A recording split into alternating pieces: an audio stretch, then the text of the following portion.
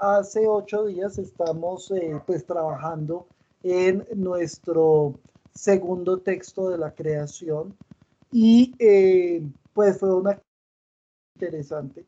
La verdad es que las clases de este semestre me las he gozado tremendamente, espero que ustedes también, pero ya pues son de una profundidad significativa en donde vamos haciendo un camino realmente de profundización y eso es lo que realmente pues pretendo, quiero y pues vale la pena. Entonces, estábamos señalando que este segundo relato de la creación es un relato muy, muy interesante porque es un texto que es revolucionario en su contexto. Y es revolucionario por varias cosas. Primero, porque está resignificando completamente el papel de la mujer y la dignidad de la mujer dentro de la teología y dentro del contexto de la cultura pues hebrea y judía. Y eso es algo tremendo del texto. En segundo lugar, porque ya nos deja ver la idea de la inhabitación divina en lo humano, que es importantísimo para nosotros, porque en últimas abre las puertas a lo que va a ser la principal revelación en Jesús, ¿no? Y es entender que Dios habita en lo humano, acontece en lo humano, está en lo humano, y que ese misterio de la encarnación que nosotros leemos en la persona de Jesús, no solo se da en la persona de Jesús, sino en todos los seres humanos. Y que esta intuición justamente que se construye al cierre de, digamos, los textos veterotestamentarios o al cierre del canon, hebreo, pues es una idea que va a ser esencial para la teología que va a desarrollar justamente Jesús y el cristianismo. Por otro lado, estábamos hablando de la soledad originaria, que es algo muy interesante, no digamos con todo el espacio para profundizarlo, pero de una manera muy rápida solo quiero señalar 2, 3 cosas y seguimos con la parte exegética que realmente pues es apasionante. ¿Qué cosas quiero señalar frente al tema de la soledad originaria? Pues lo primero es que yo les decía en la clase anterior que este tema de la soledad originaria fue trabajado, por ejemplo, por Juan Pablo II, lo menciona cuando desarrolla la parte de la teología del cuerpo, pero realmente pues ha seguido, es un tema que ha seguido en construcción. ¿Y qué cosas tenemos que señalar entonces desde allí? Pues lo primero que tenemos que señalar es, regálenme un segundito por acá, yo sí, lo primero que tenemos que señalar básicamente, pues es que cuando nos habla de la soledad originaria, lo que nos está diciendo es que el ser humano tiene que estar, digamos, en primero, en una profunda relación consigo mismo, en una construcción de sí mismo, para poder entrar en relaciones profundas. Y esto es muy bacano ponerlo en diálogo, por ejemplo, con lo que es la filosofía y con lo que es la psicología y con lo que es la sociología. Y lo digo por una cosa en particular. Y pues con esto simplemente señalo algunas cosas y seguimos. Miren, ahorita justamente en la universidad estoy estudiando con los estudiantes la dimensión afectiva del ser humano. Y cuando les hablo de la dimensión afectiva, pues una de las cosas que les digo es que primero, pues habíamos caído en un reduccionismo antropológico nefasto que viene de las comprensiones dualistas filosóficas que marcaron absolutamente el pensamiento occidental y de una tradición también cristiana que lastimosamente tomó ese concepto dualista y nos fregó la existencia. ¿Por qué? Porque el reduccionismo antropológico, que nunca es bíblico, ¿sí? Realmente porque la antropología bíblica, y ya lo vamos a ir estudiando, nos habla de un ser holístico, es decir, tiene en cuenta todas las dimensiones humanas en una profunda unidad. Ya nos vamos a meter en eso cuando terminemos de analizar los textos de la creación que tienen, ustedes ya han visto todo lo que hemos sacado y lo que falta todavía. Pero resulta que a lo que voy es, durante mucho tiempo pensamos que el ser humano era solamente inteligencia racional y llegamos incluso a considerar, ¿cierto? Y a definir al ser humano de esa manera. El ser humano es un animal racional y así pues nos quedamos como con ese concepto, que es bastante lamentable, por cierto, porque está negando que el ser humano tiene diferentes dimensiones y de hecho está negando una cosa que es evidente y es que la dimensión tal vez más importante del ser humano es la dimensión afectiva y la dimensión relacional. Pero resulta que cuando nosotros hablamos del ser humano, tal vez una de las cosas más interesantes que se nos olvida, y aquí hay mucho para decir, mucho para decir, pero pues vamos a ir avanzando, es lo siguiente, y es que lo que hace que el ser humano sea lo que es, o lo que mejor define al ser humano, es que es el único ser en construcción. Entonces las demás especies ya son lo que son, pero el ser humano es un ser bastante raro porque es un ser que se construye en el tiempo. Y desde ese punto de vista tenemos que decir que el ser humano no es un ser determinado ni por su naturaleza ni por nadie, sino que tiene la capacidad para determinarse a sí mismo. Pero este ser, un ser en construcción, tiene dos consecuencias que son muy interesantes, pero que al mismo tiempo son muy fregadas. La primera es que el ser humano, al ser un ser en construcción, es un ser insatisfecho. ¿Qué quiere decir eso? Que siempre vamos a estar en la tensión entre lo que estamos llamados a ser, lo que queremos ser y lo que somos. Y esa triada de tensión es muy complicada. Y eso hace que el ser humano, si no sabe asumir esa condición, pues termine en una insatisfacción, porque siempre estamos en esa tensión entre lo que estamos llamados a ser y lo que somos. Y vivir en esa tensión, pues es complicado. Ahora, como somos seres en construcción, pues eso tiene consigo otra consecuencia, y es que el ser humano ansía haber terminado o realizado pues su ser o la construcción de su propio ser. Y eso hace que el ser humano pues desee siempre la felicidad y la plenitud. El bendito problema es que aquí hay que aclarar que entre esos términos, y ustedes dirán, ¿y este por qué se está metiendo por allá y está dejando de lado el texto bíblico? No lo estoy dejando de lado para nada.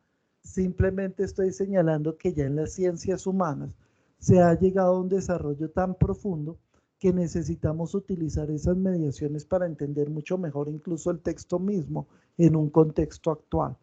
Y entonces, ¿qué ocurre? Que si nosotros entendemos, yo siempre les digo, que hoy en día la afectividad se estudia desde la categoría de emoción y sentimiento, pero que a mí en lo personal, si bien es innegable la importancia de esas categorías, no me gustan porque termina siendo también un reduccionismo en la comprensión. Si nosotros entendemos por emoción, ¿cierto? Una reacción bioquímica a un estímulo externo, ¿sí? Y pues eso genera una respuesta orgánica, incluso hormonal. Entonces, pues entendemos que la emoción es muy fuerte, pero también es puntual y pasajera.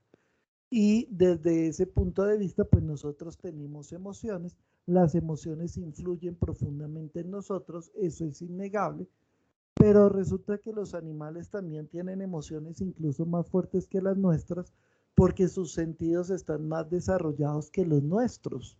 Y entonces resulta que si nosotros nos quedamos solo en el tema emocional, pues tenemos que decir que eso no explica digamos, el carácter propio del ser humano, pero los animales también tienen emociones.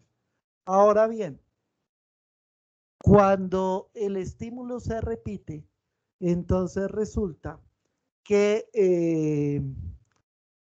se da una seguidilla de emociones, ¿no? Porque el estímulo actúa, la emoción responde. Cuando la emoción responde repetidamente, ¿qué pasa con la emoción? Pierde un poco su intensidad, gana profundidad y se estabiliza en el tiempo. Y ahí es lo que nosotros denominamos una emoción. Chévere. Según la neurociencia, los animales también tienen sentimientos. Hay algunas personas que no les gustará lo que estoy señalando, en el sentido en que cuando no se entra en diálogo con la neurociencia, pues nos habían dicho que el ser humano es el único ser que tiene sentimientos. No es cierto, porque ya sabemos que los animales, por lo menos desde la parte bioquímica, también especialmente los domésticos, logran regular emociones, pierden intensidad, ganan profundidad, se estabilizan en el tiempo y eso técnicamente es lo que denominamos una emoción. Entonces resulta que ni la emoción ni el sentimiento explican lo que es propiamente humano dentro del campo de la afectividad, aunque obviamente eso también influye de manera significativa. Entonces, tenemos que entrar en la pregunta de qué es lo auténticamente humano dentro de la dimensión afectiva. Y cuando entramos en esa pregunta de qué es lo auténticamente humano, pues tenemos que señalar dos cosas. Lo primero, que justamente la afectividad va estando dentro de esa dinámica de la construcción de nuestro propio ser y que por ende allí es donde empieza a desarrollarse lo que en las disciplinas humanas se ha empezado a llamar la inteligencia emocional, que pues no es propiamente ese nombre el más adecuado, pero pues es como lo hemos llamado, entonces llamémoslo inteligencia emocional. Ahora bien, ¿por qué me meto yo por este enredo? Porque una cosa es la euforia, otra cosa es la alegría y otra cosa muy distinta es la felicidad. ¿Eso qué quiere decir? A nosotros nos han vendido la idea de que la felicidad, ¿cierto? Es eh, momentánea, que no hay una felicidad permanente y que esa felicidad momentánea sencillamente se da porque tenemos momentos de placer. Si nosotros nos ponemos a profundizar en ese concepto, pues estaremos diciendo entonces que la felicidad sería una emoción. Y a mí me parece que eso es un error garrafal. Eh, Entendemos por felicidad algo más profundo. ¿Y qué es la felicidad? Pilas que aquí vuelvo al texto. La felicidad es la satisfacción de estar construyendo el ser que queremos ser y la vida que queremos vivir. Y eso es algo muy profundo y es algo muy complejo. ¿Por qué? Porque si nosotros entendemos, ¿cierto? Que la felicidad depende de la construcción que nosotros estamos haciendo de nosotros mismos y de nuestra propia vida, entendemos entonces que la felicidad no es algo que alguien me dé y que no lo puedo reclamar a nadie, sino que es algo que yo debo construir en mí mismo desde mi propio yo. Vuelvo al texto. Esto lo dije muy rápido, tiene un trasfondo bastante denso, eh, pero pues quise hacer una síntesis. Esto ya nos pone también en otras complicaciones, de hecho. Y es, Disculpa. claro, Esperancita, dime. Qué Buenas tardes. pena. Primero, era para pedirte el favor si eres tan amable y repites realmente lo que es la felicidad, la satisfacción, dijiste poco más despacio. Gracias. Muy bien, no, con gusto. Pues eso me gusta. Ustedes me paran, preguntan, etcétera, yo voy bien.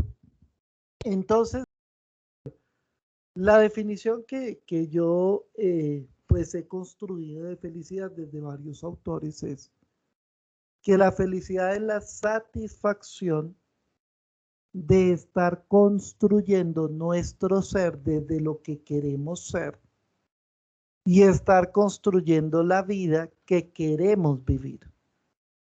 Y entonces les decía yo, por ejemplo, hoy a mis estudiantes, que ahí tenemos que entender la diferencia tan grande entre placer, alegría y felicidad. Ustedes van a encontrar personas, yo creo que todos conocemos personas, que viven todo el tiempo muertos de la risa, ¿cierto? Que viven todo el tiempo aparentemente súper bien y terminan en el suicidio. Y uno dice, miércoles, ¿qué pasó acá? Si son personas que vivían alegres y realmente vivían alegres. Pero es que una cosa es la alegría y otra cosa es la felicidad. Entonces la alegría surge de esos momentos placenteros que incluso se pueden hacer constantes, pero eso no quiere decir que la persona esté construyendo la vida que quiere vivir.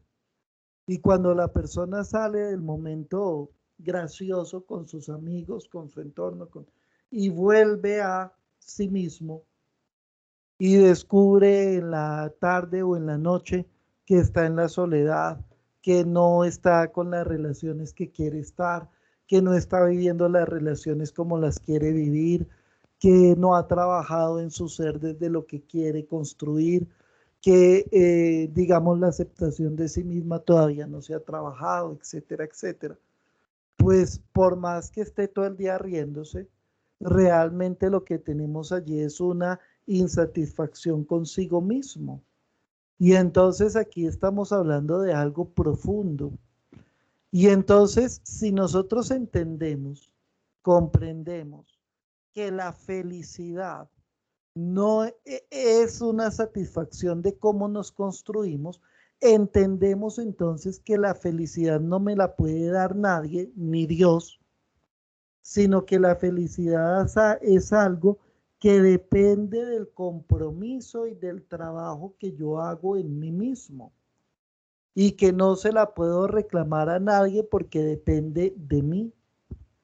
Y cuando logramos comprender esto, entonces logramos comprender algo tremendamente profundo y maravilloso.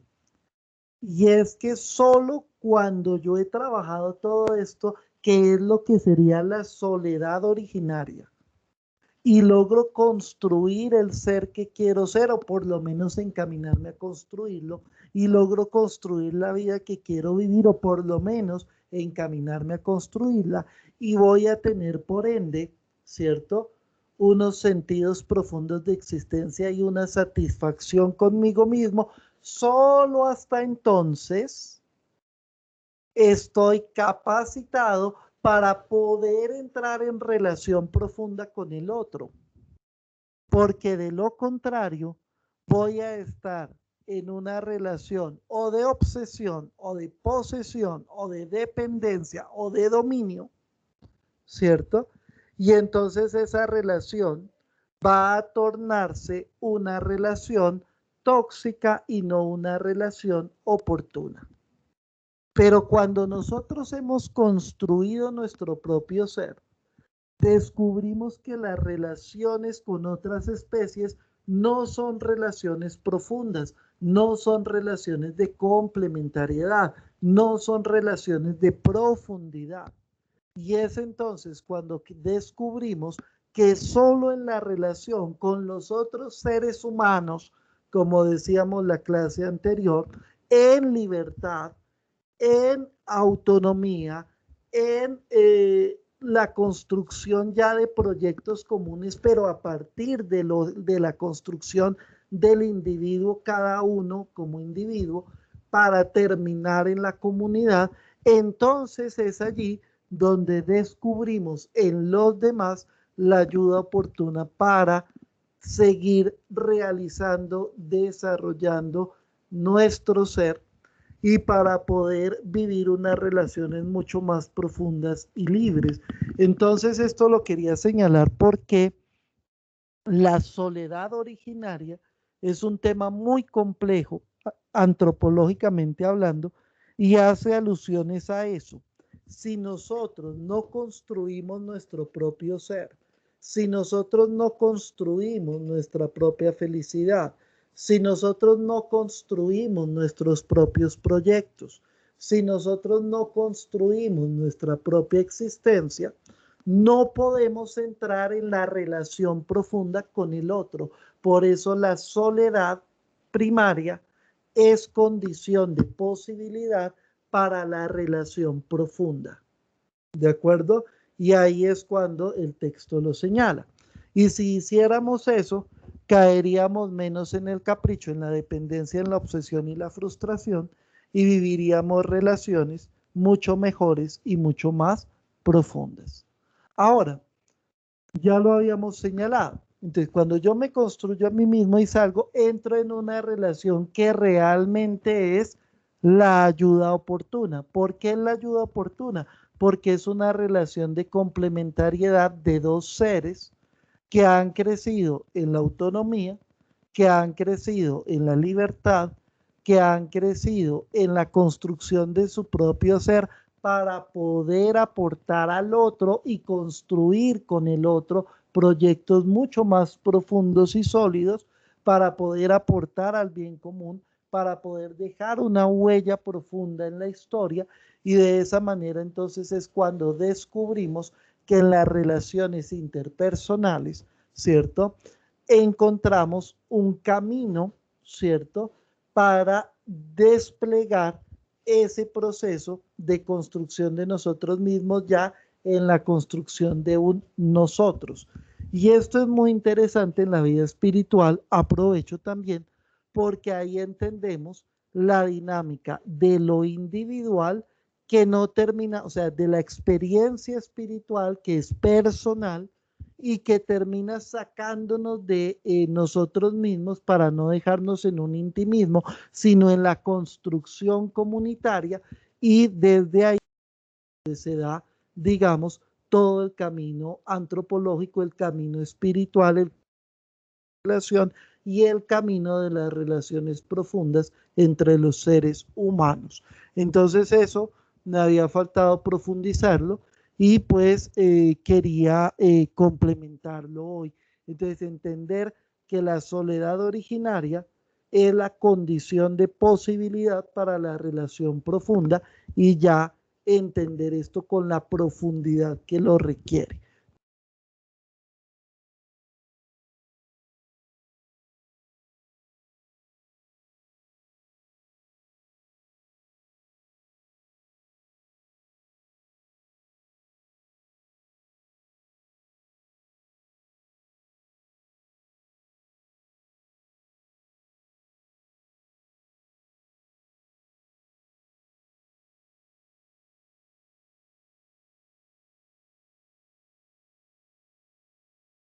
Terminado esto, pues estamos de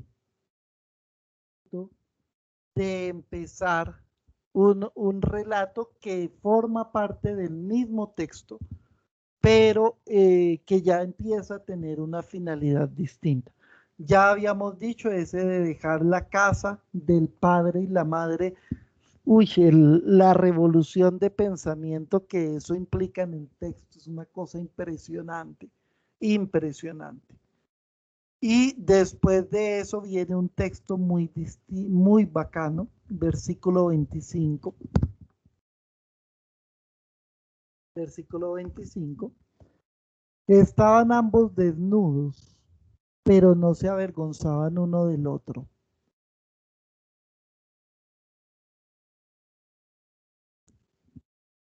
Este texto, ponerlo en un diálogo con las ciencias humanas, es una cosa uy, impresionante. Y voy a señalar el por qué. ¿Listo? Es que como estamos en profundización, no me voy a guardar nada. O sea, todo, se los voy a ir comunicando. Aquí en este versículo hay un trasfondo muy profundo. ¿Cuál es? Resulta que si nosotros nos llegamos a construir a nosotros mismos y llegamos a despertar en nosotros esa satisfacción de la construcción de nuestro propio ser,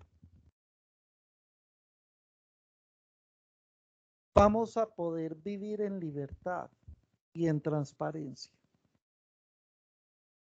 Y eso implica tener un equilibrio en todas las dimensiones humanas. Vuelvo y digo, la Biblia, después de estas comprensiones en los últimos textos veterotestamentarios, este es de los últimos, abre un camino de una comprensión holística del ser humano impresionante. Y entonces voy a lo siguiente. Si nosotros somos transparentes, si nosotros llegamos en las relaciones a ser como somos, no desde los mecanismos de defensa psicológicos, no desde la protección de nuestro propio ser por temor, en donde no queremos mostrar nuestra vulnerabilidad. De eso podríamos hablar muchísimo, muchísimo. El reduccionismo antropológico se dio por eso. ¿Por qué elevamos tanto la razón? Para tratar de distraernos y no mostrar nuestro afecto, nuestra emoción, nuestro sentimiento, porque cuando mostramos los sentimientos nos hacemos vulnerables. Cuando nos mostramos como somos, cuando somos auténticos, cuando somos libres, mostramos nuestra gran riqueza, pero también mostramos nuestra vulnerabilidad. Y si realmente hubiésemos hecho el proceso que tenemos que hacer, no le tendríamos miedo a mostrar nuestra vulnerabilidad y podríamos abrazar la vulnerabilidad del otro.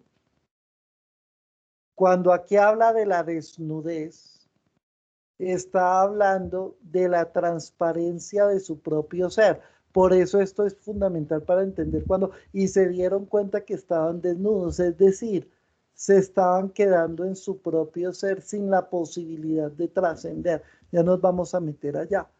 Pero es eso, ¿no? El estar desnudo significa el mostrar auténticamente lo que somos. Significa la transparencia de nuestro ser. Significa también mostrar nuestra vulnerabilidad. Mostrar nuestra vulnerabilidad.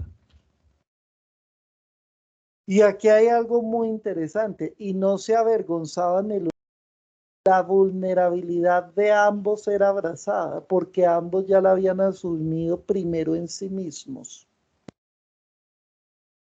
Cuando yo asumo mi propia vulnerabilidad como parte del proceso de la construcción de mi propio yo, puedo también abrazar la vulnerabilidad del otro.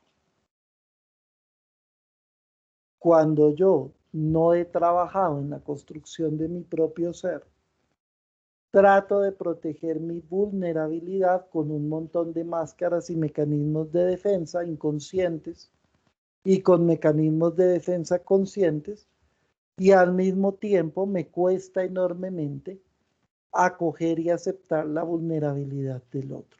Este versículo 25 tiene un trasfondo tremendo, porque es un ser complemento en medio de la vulnerabilidad, sin utilizar esa vulnerabilidad para la destrucción, sino sencillamente en la acogida del propio yo y en la acogida de la otrocidad. Eso es una cosa impresionante. Bueno, con eso cierro versículo 25 y pasamos a capítulo 3.1. ¿Listo? Vámonos entonces al capítulo 3, versículo 1. Nos adentramos entonces hacia un texto que ustedes saben, en lo personal me gusta mucho. Y para poder entender este texto, ¿sí?, necesitamos comprender cuál es la finalidad, cuál es el problema y qué quiere decir el texto. Resulta que hay un dato fáctico, un dato cierto, al cual llegaron como conclusión.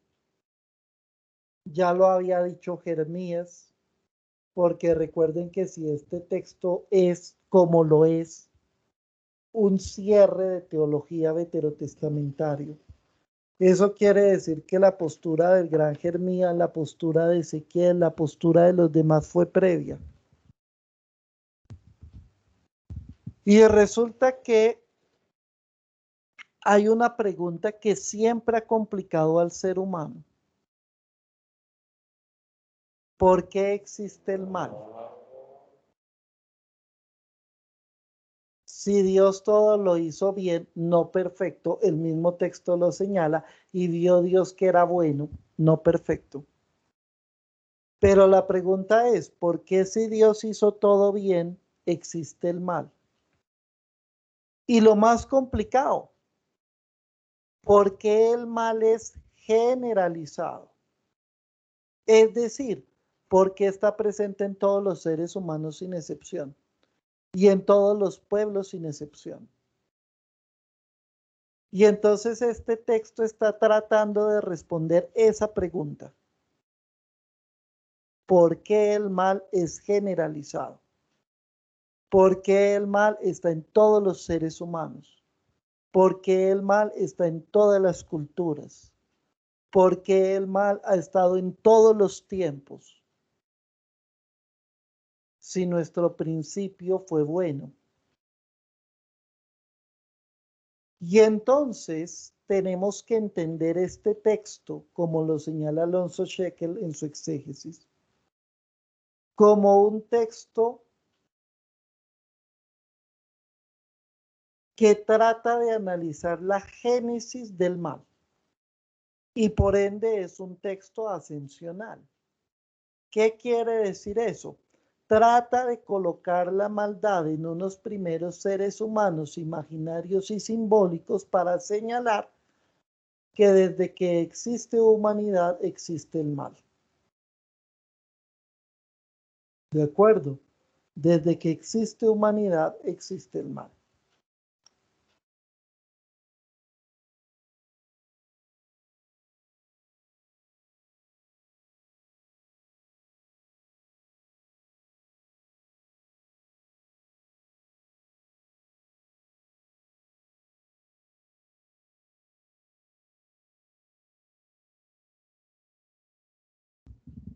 Yo digo que el mal deberíamos dejar de llamarle mal, y ahí sí, mejor dicho, algunos se me despelucan, pero es en serio. A ver, me hago entender. Esto ya me lo han escuchado algunos, pero lo vamos a profundizar un poquito porque forma parte de la antropología teológica y es algo esencial. Y voy a enseñárselos incluso con más profundidad dentro del texto mismo, ¿sí?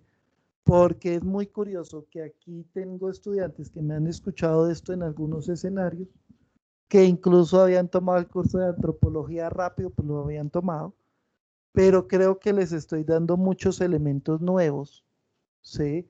Porque esa es también uno de los objetivos que tengo.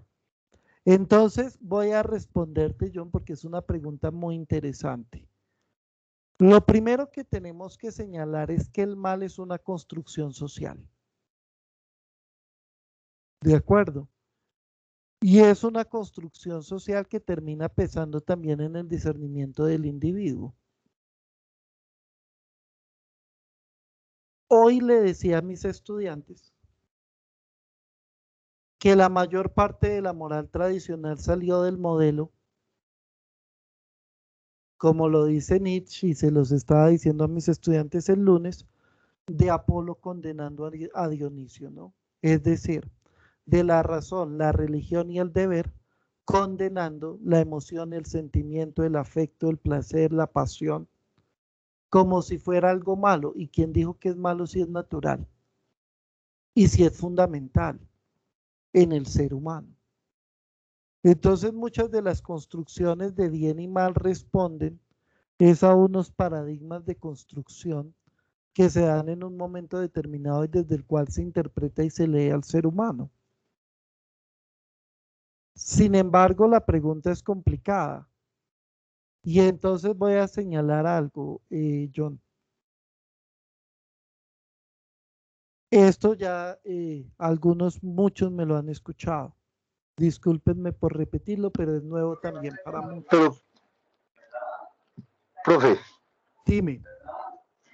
qué pena que lo interrumpa entonces No, fresco. y que no se le olvide esta partida que nos va a explicar. Pero según esto, entonces nosotros venimos también teniendo en cuenta el bien y el mal según la mitología. Es como nuestra directriz. Pues son elementos que entran a funcionar y no se nos puede olvidar un elemento importante y es que la mitología realmente es una expresión simbólica de las reflexiones más profundas de la humanidad en un momento dado. Y efectivamente tiene mucho que ver porque la Biblia se centra en los mitos cananeos y el pensamiento filosófico se centra en los mitos griegos. Y esos mitos terminan transformándose en logos. Y ese proceso, por ejemplo, es muy interesante. Esa respuesta que les di es muy tenaz, es muy profunda, pero te lo señalo así, es decir, la filosofía griega encuentra su raíz, ¿cierto?, en los poemas griegos. Y de esos poemas griegos va a surgir unas estructuras de pensamiento ya completamente racionales, dejando de lado el mitos, ¿no? Es lo que hay muchos libros que se titulan El paso del mito al logos, pero entendiendo que ese paso del mito al logos no es una ruptura, sino es que el logos se construye a partir de ideas primordiales del mito. Y así surgió la filosofía. Y con la fe pasa algo similar, es decir, partimos de los mitos, ¿sí? Y desde los mitos empezamos a resignificarlos y vamos encontrando un camino de comprensión también desde la fe. Eso es muy interesante. Pero como yo les he dicho a mis estudiantes y se los digo siempre, que me acerco a la parte bíblica, yo les digo que mucho de la Biblia es mito, ¿no?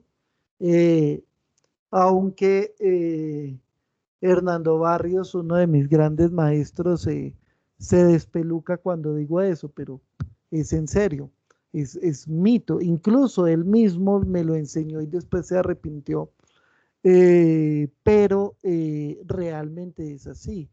¿En qué sentido? Lo que pasa es que tenemos que diferenciar el mito del cuento, ¿sí? Son dos cosas muy distintas. El cuento es una narración o un relato que tú creas para dar una enseñanza, pero sencillamente todo lo que entra en el cuento es, eh, digámoslo así, una construcción de la invención. El mito no es eso. El mito es una expresión simbólica de las verdades más profundas del ser humano. Y si es una expresión simbólica y una definición simbólica, quiere decir que no es producto de un invento, sino de la sabiduría profunda de una cultura, ¿cierto? Y de toda una tradición, incluso ancestral, dentro de un grupo humano. Y entonces, desde ese punto de vista, son dos cosas absolutamente distintas. Y la Biblia tiene mucho de mito, como también tiene demasiado de símbolo. El 90% de la Biblia es simbólico, ¿sí? Ya lo estamos evidenciando, pero eso no quiere decir que no tenga validez o que sea un invento porque es una expresión simbólica de realidades profundas. Entonces, respondo la otra pregunta y arrancamos con el texto. Y voy a lo siguiente. Ya el gran Jeremías había señalado, si no estoy mal, en el capítulo 31 de Jeremías, que el mal no viene de afuera, sino que el mal es algo constitutivo del ser humano. Eso quiere decir que está dentro de nosotros.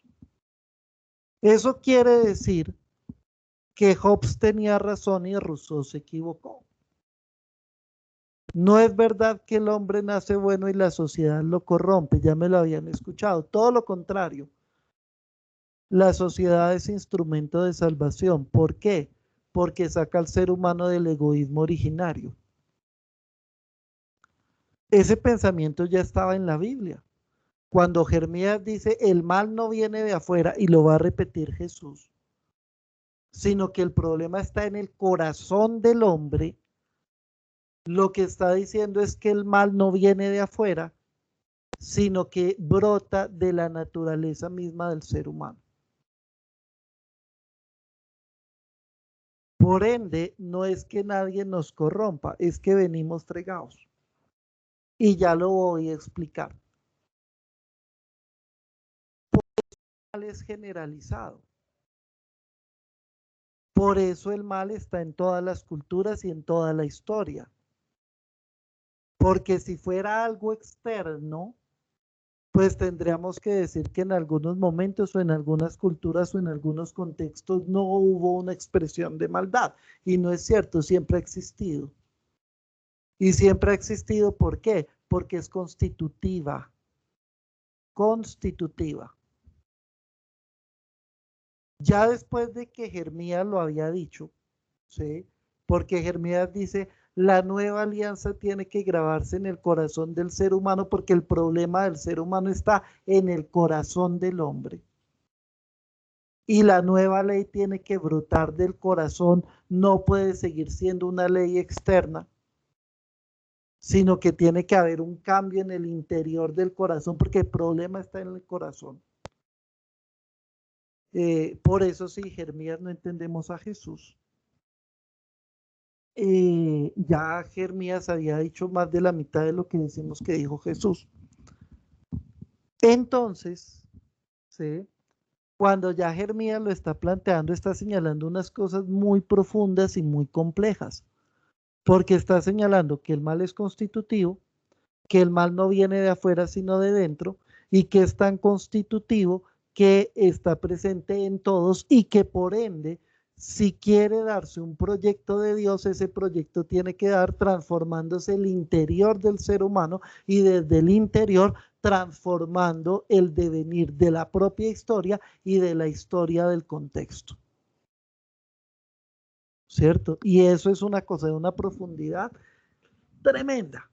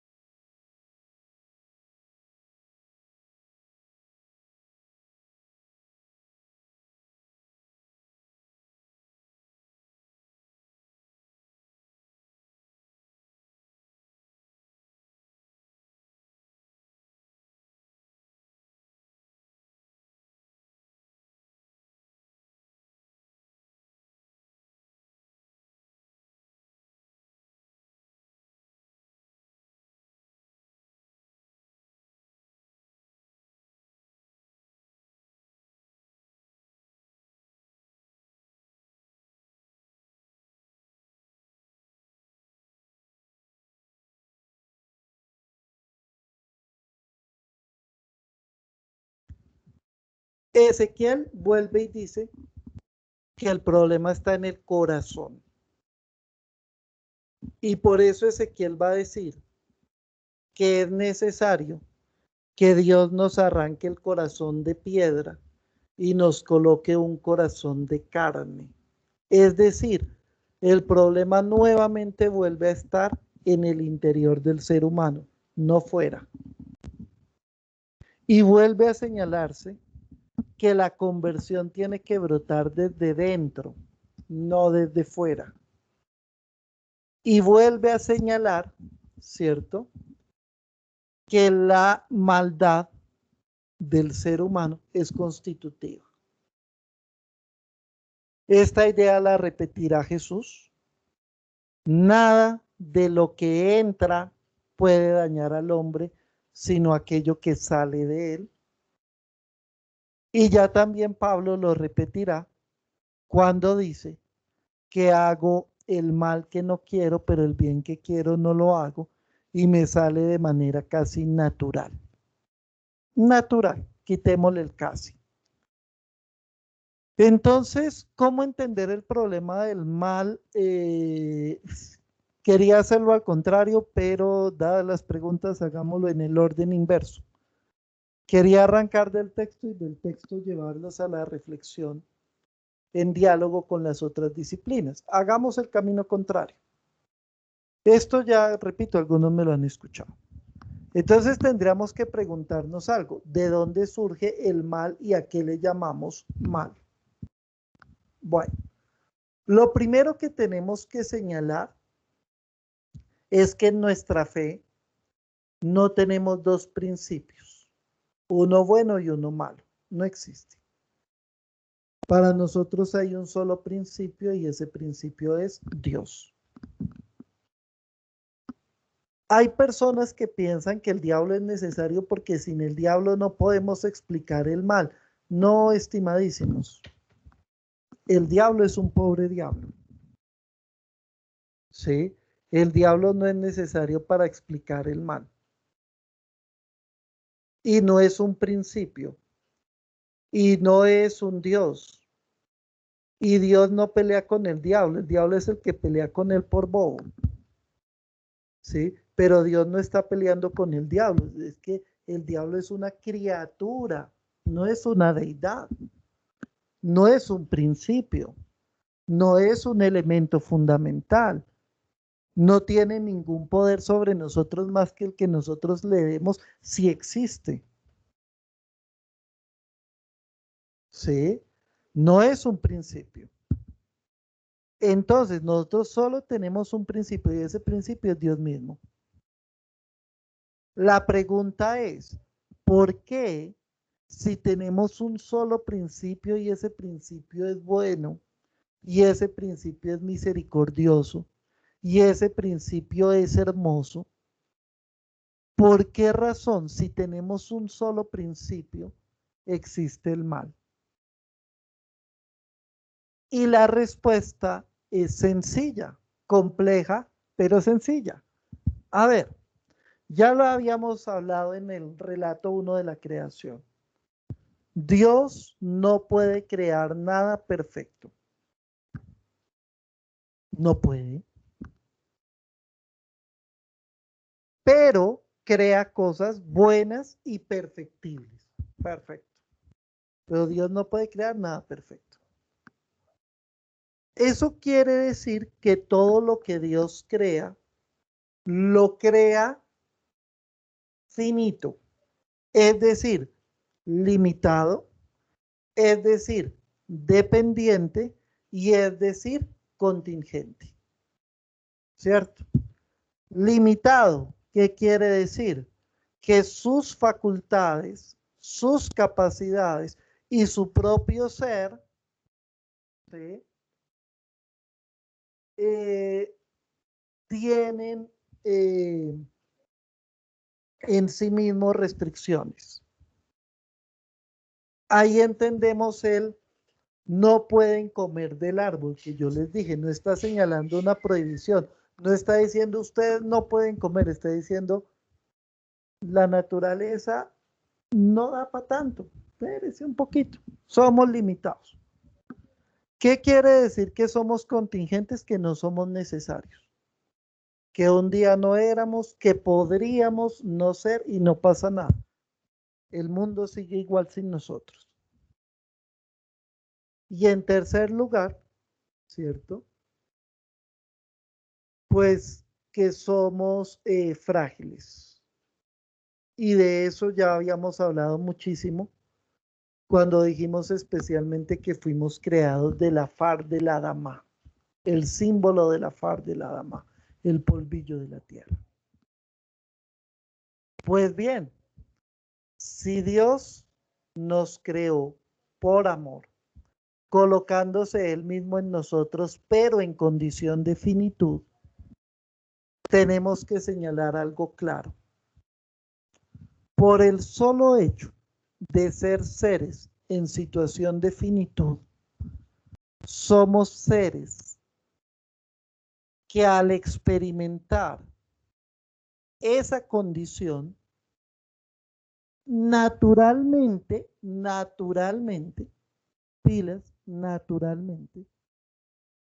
tratamos de conservar nuestra existencia porque sabemos, consciente o inconsciente o instintivamente, que la existencia no nos pertenece.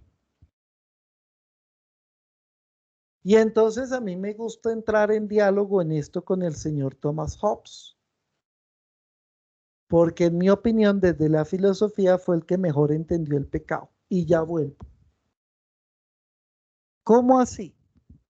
Hobbes dice que el hombre no nace tan bueno como creíamos, sino que por su condición de finitud, ¿cierto? El ser humano nace con tres pasiones.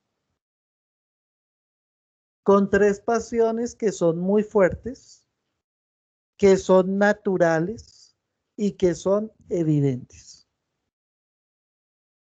En los animales lo podríamos llamar simplemente instinto de conservación.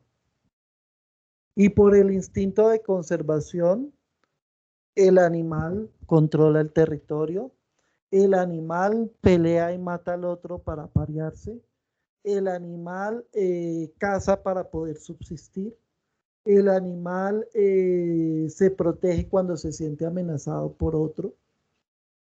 Y no podemos decir que eso sea malo, o sí. Simplemente su naturaleza está tratando de conservar su ser. Y es una manifestación de su naturaleza finita, de su naturaleza limitada, de su naturaleza frágil. Y sabe que si no se defiende, lo matan. Y sabe que si no se defiende, no subsiste. Y sabe que si no se protege, deja de existir. Por ende, naturalmente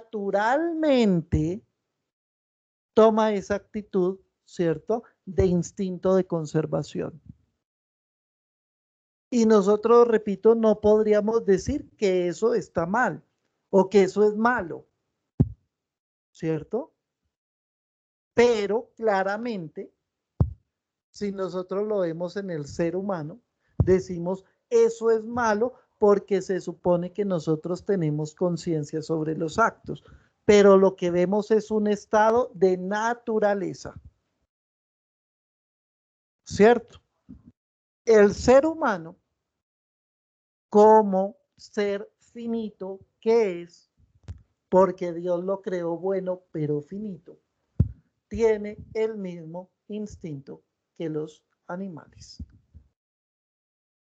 ¿De dónde le viene? De su naturaleza finita. ¿Es malo? Pues no, está tratando de conservarse. Y dirá Hobbes que el ser humano entonces tiene tres pasiones que son naturales. ¿Cuáles son esas tres pasiones? Primero, competencia. El ser humano desde que nace es competitivo.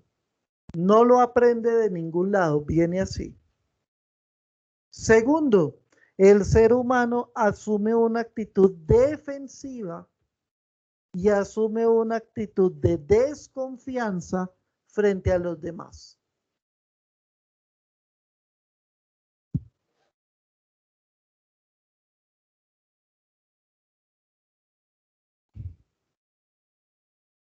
Un segundito, por favor. Ya me conozco y si no tomo agua me voy a quedar sin voz. Bueno, sigo, ya. Entonces, la cuestión es la siguiente.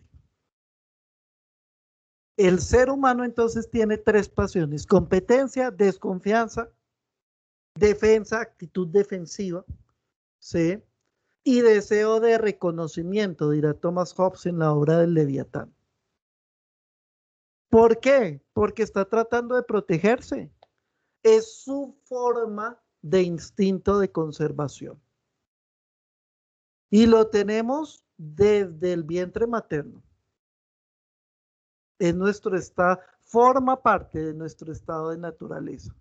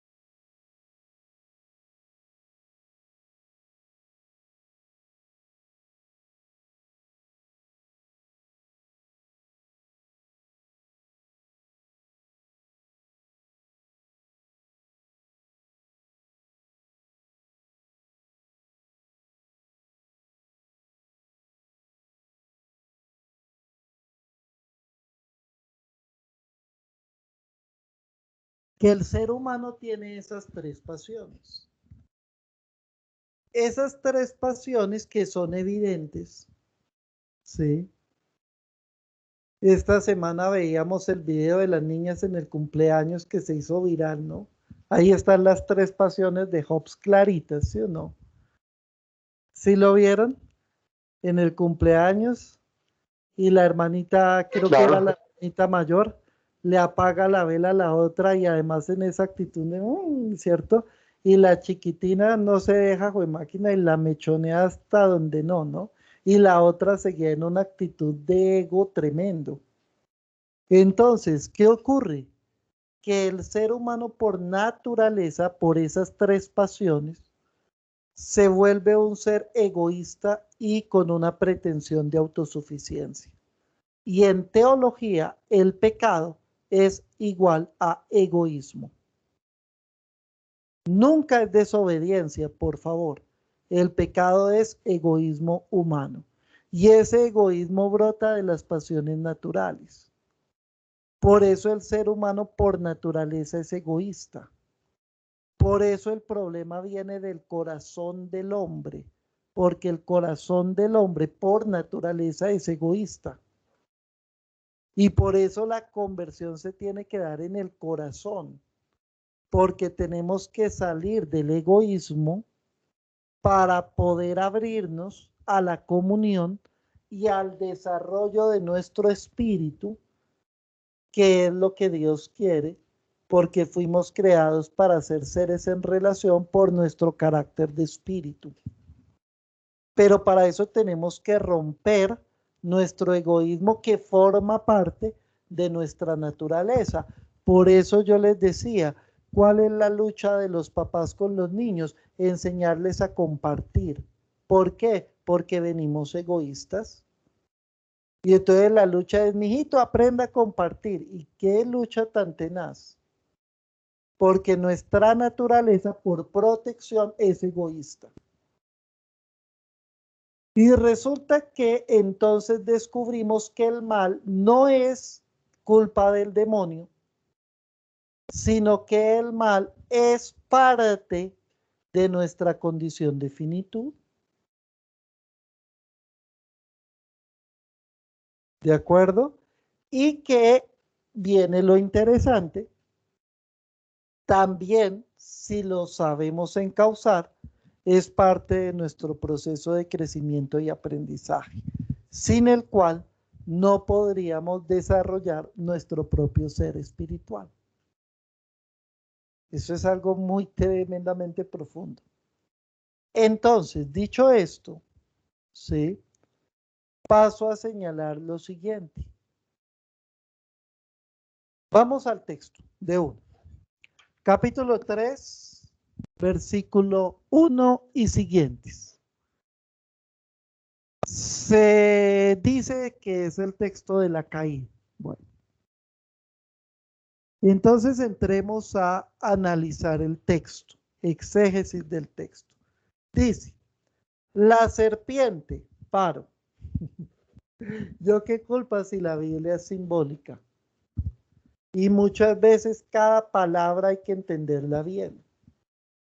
La serpiente era el más astuto. Aquí hay un juego de palabras en hebreo. Arum, arumim. Arum, arumim. ¿Cómo así? La serpiente, ¿cierto? Tiene la misma raíz que la palabra astucia. Arum, arumim. Misma raíz. Eso quiere decir, es la misma palabra, básicamente. ¿Eso qué quiere decir? Que en el texto la serpiente es un símbolo de la astucia. Tenemos que entender el texto. Obviamente no podemos entender la serpiente en un sentido literal y entonces nos metemos en un lío, porque era una serpiente que hablaba y volaba. No, por favor, es un símbolo. Arum es la representación de Arumín. El texto mismo lo señala. La serpiente es la astucia. ¿Cierto? ¿Qué es la astucia? La astucia es propia del ser humano. Como yo les decía cuando estudiábamos este texto con algunos, ¿quién es el astuto? El chapulín colorado, ¿no? No contaban con mi astucia. La astucia es propia del ser humano. Entonces la serpiente no es la serpiente es el ser humano mismo. La serpiente es la naturaleza finita de Adán. No es un ser externo a Adán. Es la finitud de Adán. Es la astucia de Adán. Es el ser humano en esa actitud de egoísmo y falsa autosuficiencia, queriendo protegerse y querer viviendo para sí. Eso es la serpiente. Eso simboliza la serpiente en el texto. Entonces, la serpiente era la astucia, el símbolo de la astucia. Era el más astuto de todos los animales del campo. Obviamente, el más astuto de todos los animales es el ser humano por su característica de ser racional. Y esa serpiente, que es la astucia, le dice a la mujer. Y aquí, pues yo sé que de todas maneras alguien podría tomar un elemento machista en el texto porque parece que la caída viene por la mujer, pero realmente también hay una comprensión exegética interesante.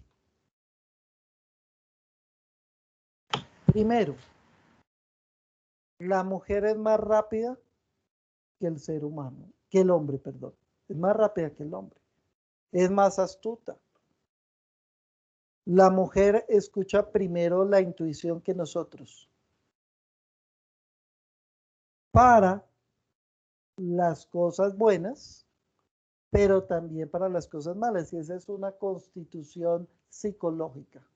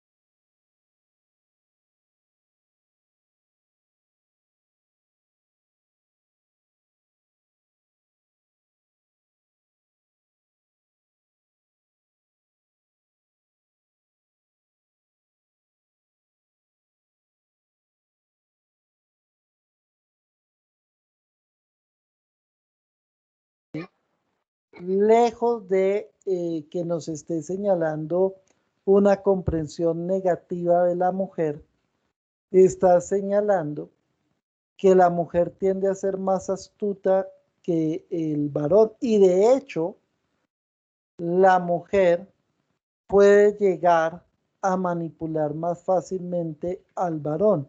El varón a veces domina a la mujer por la fuerza, lo cual nunca debe ocurrir, aclaro, pero al varón le es mucho más difícil, ¿cierto? Manipular a la mujer que la mujer al varón. Y eso tiene justamente un trasfondo incluso en la estructura cerebral, porque la mujer es mucho más astuta que nosotros. Y desde allí lee más rápido, maquina más rápido, deduce más rápido y encausa más rápido las cosas.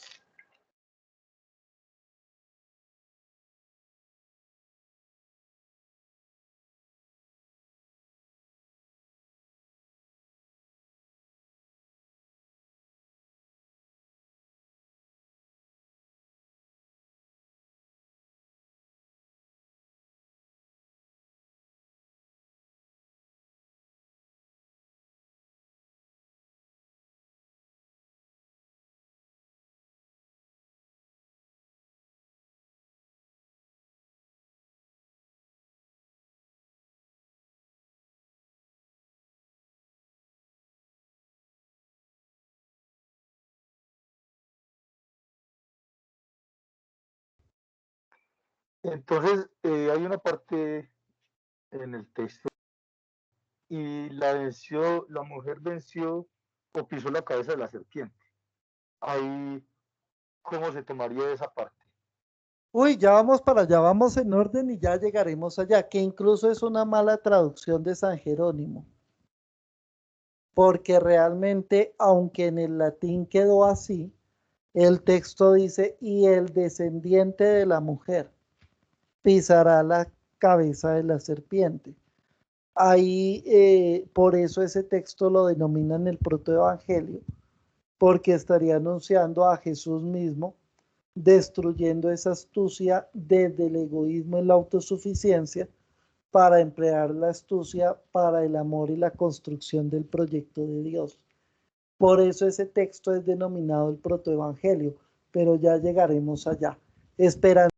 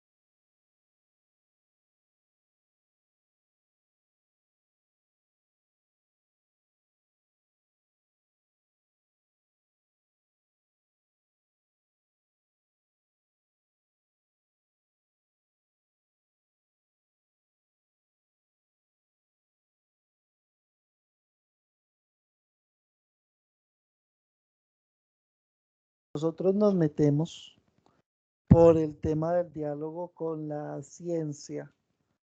Estaba mirando si estaba Julián, pero es que creo que se le cruza con el trabajo. Hay una cosa muy interesante y es que aunque efectivamente tenemos la misma dignidad, también hay unas diferencias y esas diferencias son importantes porque forman parte de la identidad y del enriquecimiento.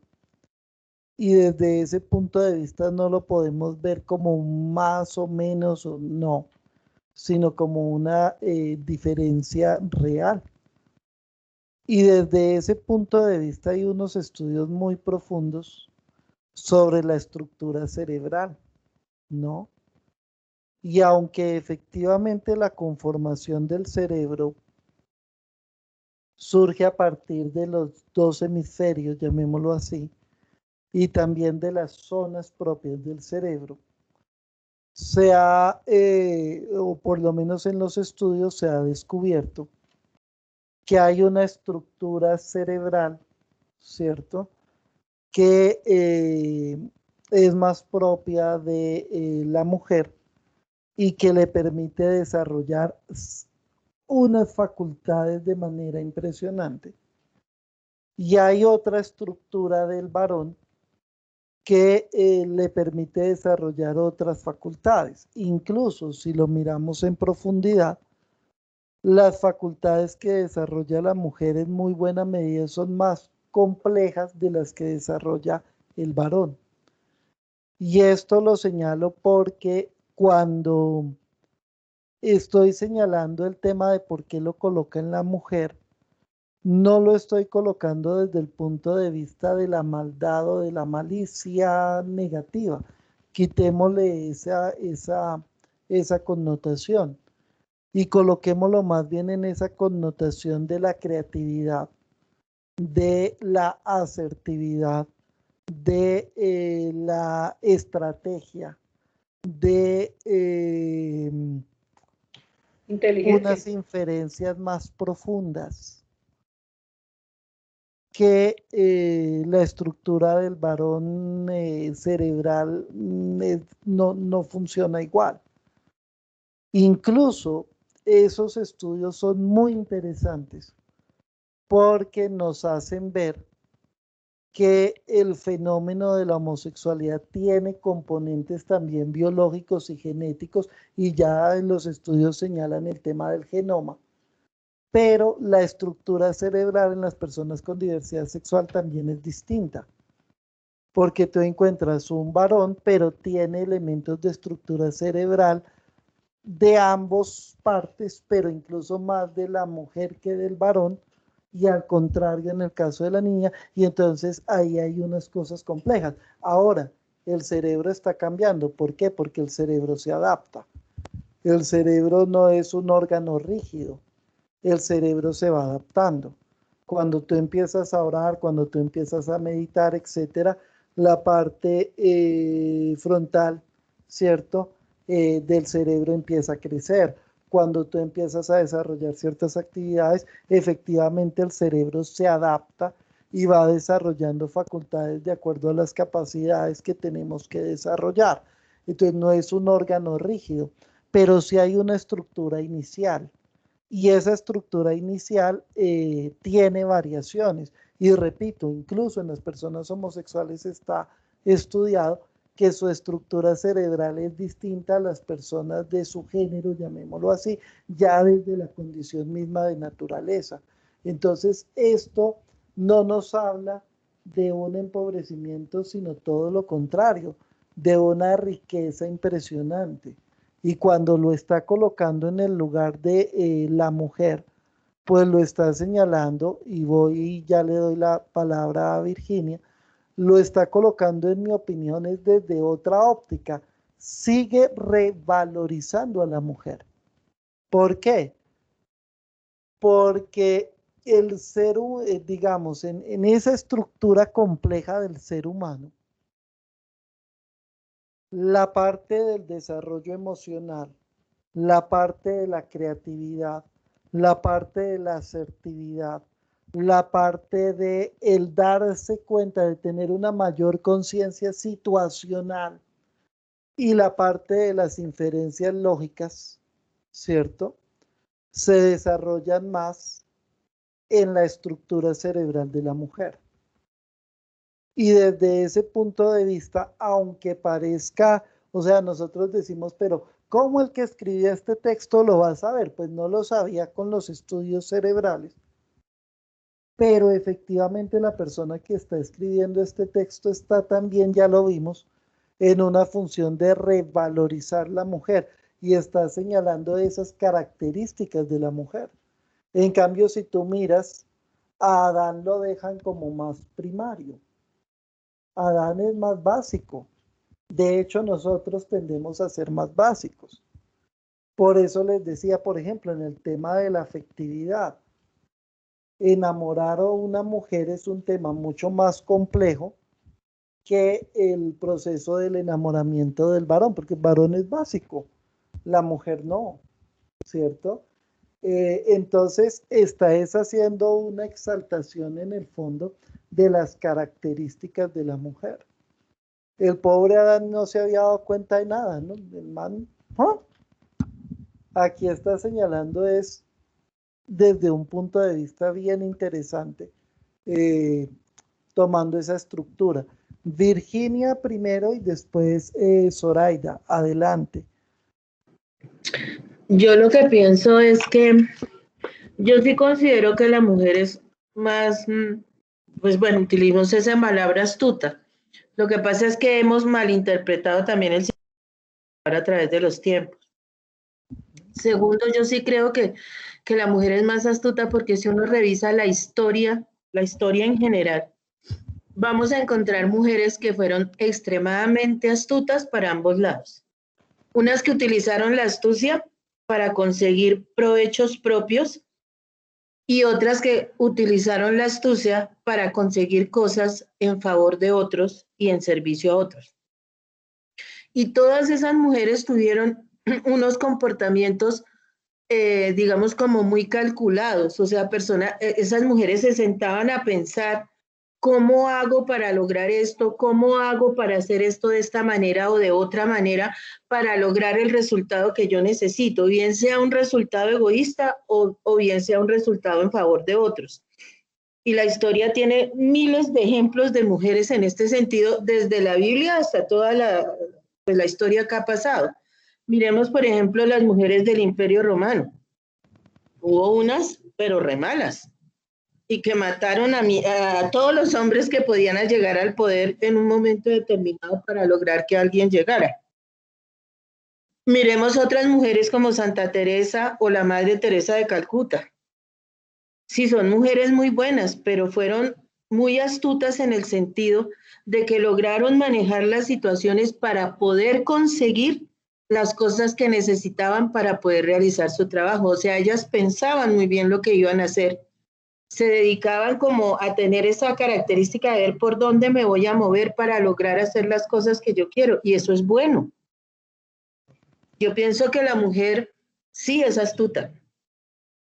La mujer sí piensa las cosas, la mujer medita, la mujer se sienta a pensar cómo hago, cómo actúo frente a esta persona, cómo actúo frente a esta otra. En la mayoría de los casos las mujeres no se violentan, sino que piensan qué hacer. En cambio, el hombre es todo lo contrario. El hombre tiene un problema y ahí mismo se sulfura, golpea, maltrata, o sea, como que no puede razonar. En cambio, la mujer sí. Y yo pienso que eso es astucia.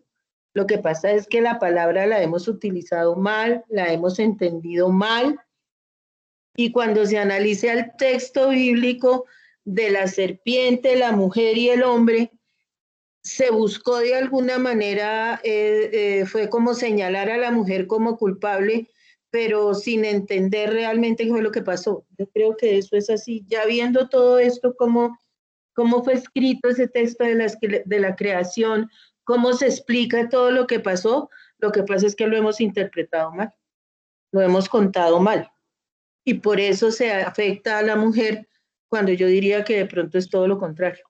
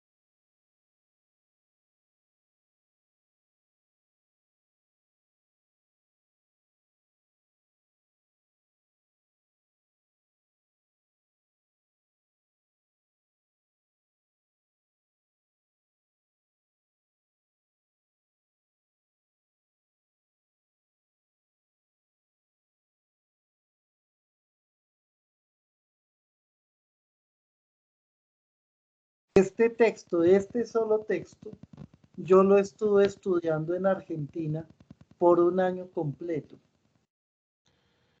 Porque es que este texto, repito, es de los más difíciles de interpretar de toda la Biblia. ¿Y sabes por qué, Esperancita? Mira, en la definición que tú leíste de Wikipedia, dice que es la capacidad para, ¿sí?, engañar o conseguir algo. Yo diría que ahí está mal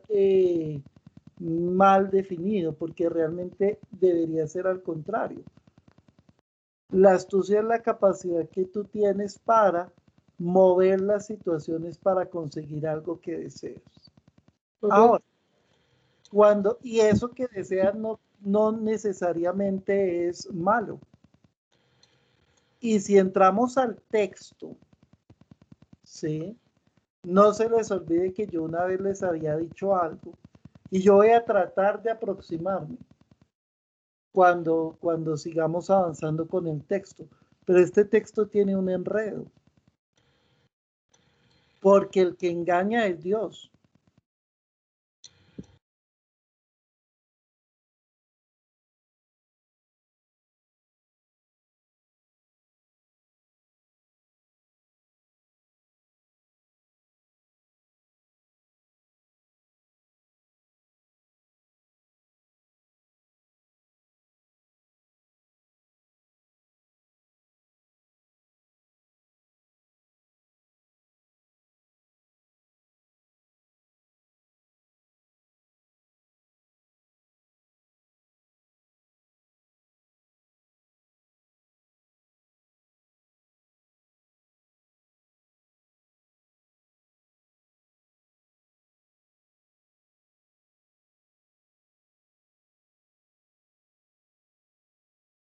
Sí se ve por qué yo les digo que en este texto el que engaña es Dios. Porque, porque en el texto Dios les dice, si ustedes comen de ese árbol morirán. Y la mujer dice, nosotros sabemos muy bien que no vamos a morir, y no murieron.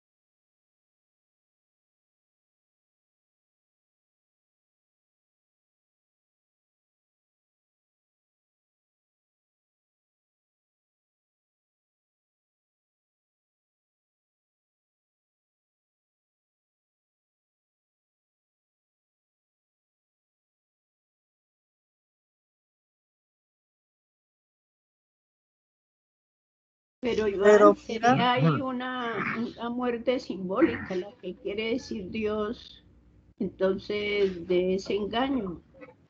ok, hay un simbolismo, es cierto, pero el término de muerte es muerte. En hebreo es exactamente la misma palabra, no la modifican. Entonces, cuando Dios le dice, si usted come de ese árbol, morirá, y la serpiente le dice, no morirá, y Eva le dice, y no moriremos, ¿cierto? El término hebreo es el mismo.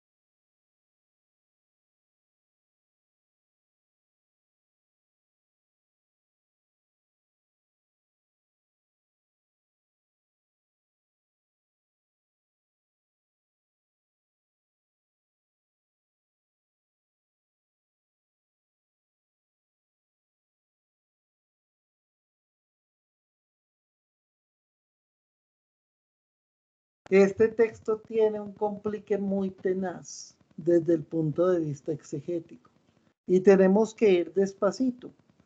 Aquí, como yo les señalo, no está haciendo una valoración negativa de la mujer hasta el momento, sino todo lo contrario, quiere realzar esas capacidades profundas de la mujer. Y ya después, cuando entremos en el análisis de lo que nos queda del texto, este texto es muy tenaz de entenderlo, vamos a ir descubriendo otras cosas. La mujer en esa capacidad de inferencia capta muy claramente el proyecto de Dios, pero al mismo tiempo, ¿sí?, trata de construirlo desde la autoafirmación. Y cuando hay un asentimiento por parte del varón, lo que está señalando es que al final él mismo lo toma como pensamiento propio. Y eso quiere decir que cuando lo toma, realmente lo está haciendo suyo y es como si él mismo lo generara. Y en el hebreo es bastante claro. E incluso se vuelve a hacer una exaltación de una cuestión en la mujer. La mujer asume, el varón no asume. ¿Cierto? La mujer, bueno, le echa la culpa a la serpiente, sí, pero recuerden que es una representación de esa característica que está interna. La mujer asume, el varón no asume. Y esa va a ser otra de las cosas que también el texto nos está mostrando. Entonces ya nos vamos a ir metiendo más profundamente, porque este texto es hermosísimo. Y no se nos puede perder de vista el que estamos tratando de explicar, voy, el origen del mal. Y aquí hay algo ya claro. Y nos están diciendo que el mal, ¿de dónde viene? Del interior del ser humano. Y ese mal que viene del interior del ser humano, ¿en qué consiste? Ya lo vamos a ver. Pero aquí la serpiente es la representación del ser humano mismo, ¿sí? Y desde ese punto de vista estamos señalando que el problema es constitutivo de ambos, ¿de acuerdo? Entonces ya nos vamos a meter allá. Sí, dale, adelante. Que este texto fue creado, o sea, el Génesis fue como antes de que el siglo, el año 100 antes de Cristo, algo así, ¿no? Aproximadamente estaríamos hablando entre el año 300, más o menos, antes de Cristo. Bueno, Del pensamiento sapiensal. Entonces, ¿qué nos está queriendo decir entonces con esto el exégeta, pues el agiógrafo, el escritor con este libro es la culpa es de los dos, ¿o qué? Es más, no hablemos de culpa.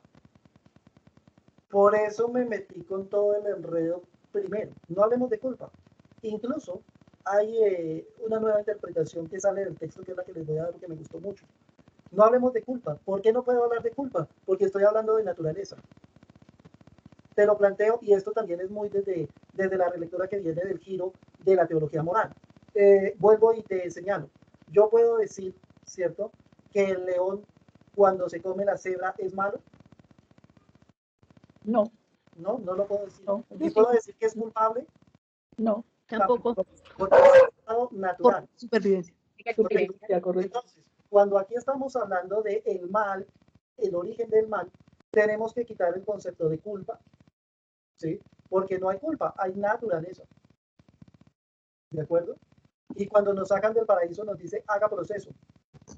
¿Para qué? Para que en medio de ese estado de naturaleza el espíritu se despliegue. Ya nos vamos a meter allá. ¿De acuerdo? Entonces, quitémosle la culpa porque es un texto mitológico. O sea, si es un texto mitológico y simbólico, no lo podemos tomar literal. Aquí la culpa no es de Adán y de Eva. Adán y Eva no existen. Adán y Eva somos cada uno de nosotros. Adán y Eva no existieron. Adán y Eva es un mito. O ya lo habíamos señalado. ¿O ustedes se imaginan a Adán y Eva peleando con los dinosaurios? Pues no, pobres.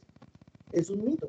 Entonces, eso es lo que dice Shekel cuando es un texto ascensional, para poder explicar que esa realidad que llamamos maldad, ¿sí?, pero que es una condición natural, está presente en todos los seres, lo hacen colocar como un hecho que surge desde el mismo momento de la creación, para señalar que desde el mismo momento en que el ser humano existe, existe esa condición natural. Pero entonces no podemos hablar de culpa porque son mitos. Y no podemos hablar de Adán y Eva como dos seres que sí existieron porque son mitos. Es un símbolo de cada uno de nosotros.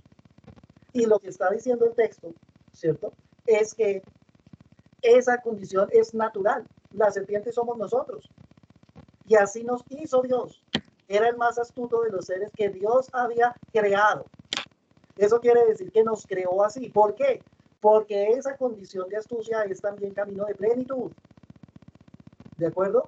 Y por eso el texto dice, era el animal más astuto de qué? De los que el Señor Dios había creado. Y la serpiente es una representación de la astucia humana. Quiere decir que nos creó con esa naturaleza. Y que si nos creó con esa naturaleza es porque esa naturaleza va a ser vehículo para el proceso de planificación humana. ¿Y eso qué quiere decir? Eso quiere decir, ¿cierto?, que no podemos hablar de culpa sino de proceso. Y manifestación de ese proceso es que nos expulsaron del paraíso. Porque en el paraíso no había posibilidad de crecimiento. Y la astucia y la condición de naturaleza, que es el ser humano partiendo del egoísmo y la autosuficiencia, es el punto de partida para que también se geste la salvación de ese ser humano, lejos del paraíso. Ya me meter con ese significado, que es tenazmente profundo. Ya les estoy insinuando muchos elementos, pero miren ustedes la profundidad de ese texto y miren ustedes la riqueza que hay detrás.